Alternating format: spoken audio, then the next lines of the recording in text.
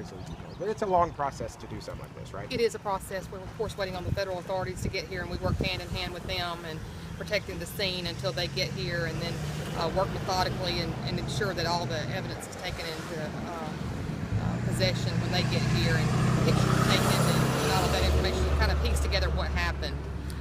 And then, of course, the bodies will be transported to Jackson, where they'll be autopsied at the state medical examiner's office. There's 4, right? We're talking 4 victims? As far as we know, yes. Okay. Describe the scene. I mean, what does it look like back there?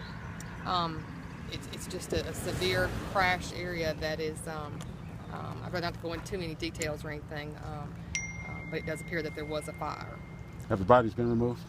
No, they won't be touched until the FAA gets here. Okay. We're hearing there was possibly 6 people on board. Do you think there is a possibility there could be 2 more people somewhere? I really don't know at this point until we get to doing some more digging. We leave everything in as it is until the FAA gets here. How hard is it for you to see a scene like that so intense? It's very difficult. We don't deal with that very often up here, luckily, in Lee County.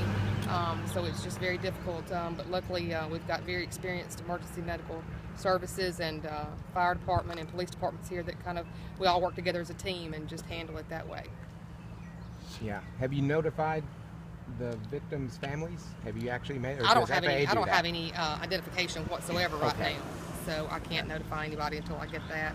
And even then, I'm going to be a little hesitant because of the fire situation. I'm going to be a little hesitant. So until we get some DNA evidence or something of that nature. So.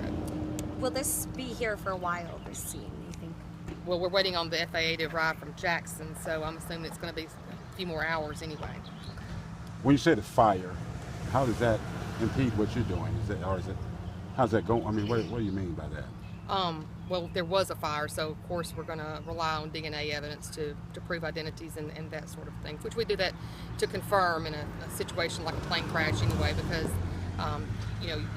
usually your identification is not right there readily available, so we'll usually rely on DNA. That's not an uncommon thing to rely on DNA. So the bodies will, I hate to assess this, but they'll be burned, charred, maybe? I'd rather not comment on the condition right now. Thank you. Thank you, ma'am. Can you say your name and spell it for me?